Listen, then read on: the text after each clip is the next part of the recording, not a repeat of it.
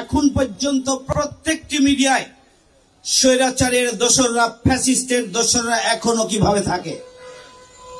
উপদেষ্টার নেতৃত্বে বাংলাদেশ বিজয় হয়েছে। এরপরও এই উপদেষ্টার তত্ত্বাবধানে এই মন্ত্রণালয়ে যদি এখন পর্যন্ত ফ্যাসিস্টরা জেগে বসে থাকে, তাহলে বাংলাদেশ কখন মুক্ত হবে? আমরা তাদের উপর আস্থা রাখতে চাই। তবে এই অঙ্গনকে দ্রুত ফ্যাসিস্ট মুক্ত করার উদ্যোগ গ্রহণ করতে হবে। ফ্যাসিবাদ বিরোধী যে চেতনা, সেই চেতনাকে ধারণ, লালন, চর্চা, অনুশীলন করেই আগামী দিনের নতুন বাংলাদেশের ভিত্তি স্থাপন করতে হবে এবং এই জন্য জনগণের গণতান্ত্রিক সরকার প্রতিষ্ঠা করতে হবে। সেই জন্য ঐক্যবদ্ধ থাকার কোনো বিকল্প নেই। বাক স্বাধীনতাকে কেড়ে নিয়েছিল, কথা বলার অধিকার কেড়ে নিয়েছিল, মত প্রকাশের অধিকার কেড়ে নিয়েছিল, সংবাদ স্বাধীন মুক্ত সাংবাদিকতাকে তারা পদদলিত করেছিল এবং সাংবাদিক অঙ্গনে জুলুম, নির্যাতন, নিষ্পেষণ পরিচালনা করে তাদেরকে তাদের নিয়ন্ত্রণে রেখেই পছন্দ মতো যা ইচ্ছে তাই স্বেচ্ছাচারিতার মাধ্যমে ফ্যাসিস্ট কায়দায় বাংলাদেশে তারা কিয়ামত পর্যন্ত ক্ষমতায় থাকতে চেয়েছিল। সম্মানিত উপস্থিতি, বাংলাদেশের সাংবিধানিক মত প্রকাশের যে স্বাধীনতার কথা বলা হয়েছে, সেটিকেও এই সরকার বলঞ্চিত করেছে এবং আপনারা জানেন যে ডিজিটাল সিকিউরিটি আইনের নামে মূলত সাংবাদিকদেরকে নিয়ন্ত্রণে রেখে নিপীড়নমূলক ব্যবস্থার মাধ্যমে তাদের কণ্ঠকে রোধ করতে চাওয়া হয়েছে। এখন পর্যন্ত সেটি প্রত্যাহার হয়নি। আজকের এই সমাবেশ থেকে ডিজিটাল সিকিউরিটি আইন প্রত্যাহার করার জন্য জোর দাবি জানাচ্ছে।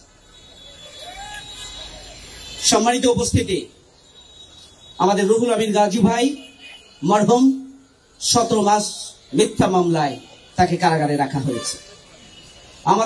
আমার দেশের সম্পাদক মাহমুদুর রহমানকে লাঞ্ছিত করা হয়েছে, আহত করা হয়েছে, ক্ষতবিক্ষত করা হয়েছে এবং তাকে জেলখানায় শুধু রাখা হয়নি, বাইরে যেতে তাকে বাধ্য হতে হয়েছে। নির্জন বাস তিনি গ্রহণ করেছিলেন। তাহলে সাংবাদিক অঙ্গনের স্বাধীনতা কোথায়? আজকে দীর্ঘ সময় এই 17 বছরের মধ্যে উন্মুক্ত ময়দানে আজকে সাংবাদিকরা একটি সাধারণ সভা করার সুযোগ পেয়েছে, তার আগ পর্যন্ত এটি পায়নি। এই পরিস্থিতিতে আমরা স্পষ্ট ভাষায় বলতে চাই, বাংলাদেশের নতুন বাংলাদেশের ফ্যাসিস্টরা এখনো তাদের জ্বর গেড়ে শিকড় গেজে বসে আছে। তাদের মূলোৎপাটন করার জন্য পদক্ষেপ গ্রহণ করতে হবে বর্তমান সরকারকে। বিশেষ করে তথ্য এবং মিডিয়া, এই যে উপদেষ্টা, কালচারাল উপদেষ্টা, তার তত্ত্বাবধানে এখন পর্যন্ত প্রত্যেকটি মিডিয়ায় স্বৈরাচারের দোসররা, ফ্যাসিস্টের দোসররা এখনো কিভাবে থাকে। উপদেষ্টার নেতৃত্বে বাংলাদেশ বিজয় হয়েছে। এরপরও এই উপদেষ্টার তত্ত্বাবধানে এই মন্ত্রণালয়ে যদি এখন পর্যন্ত ফ্যাসিস্টরা জেগে বসে থাকে, তাহলে বাংলাদেশ কখন মুক্ত হবে? আমরা তাদের উপর আস্থা রাখতে চাই। তবে এই অঙ্গনকে দ্রুত ফ্যাসিস্ট মুক্ত করার উদ্যোগ গ্রহণ করতে হবে। এখানে সাংবাদিক নেতৃবৃন্দ আশাবাদ ব্যক্ত করেছেন, আমিও আশাবাদ ব্যক্ত করতে চাই জনগণের পক্ষ থেকে যে জাতীয় গুরুত্বপূর্ণ বিষয় ফ্যাসিবাদ বিরোধী যে চেতনা, সেই চেতনাকে ধারণ, লালন, চর্চা, অনুশীলন করেই আগামী দিনের নতুন বাংলাদেশের ভিত্তি স্থাপন করতে হবে এবং এই জন্য জনগণের গণতান্ত্রিক সরকার প্রতিষ্ঠা করতে হবে। সেই জন্য ঐক্যবদ্ধ থাকার কোনো বিকল্প নেই।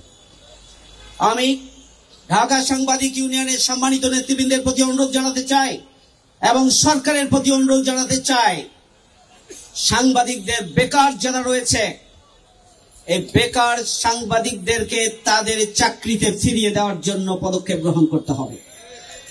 সাংবাদিকদের সুরক্ষার জন্য রাষ্ট্রীয় উদ্যোগ গ্রহণ করতে হবে। সাংবাদিকদের দাবি দেওয়ার জন্য যেন রাস্তায় নামতে না হয়।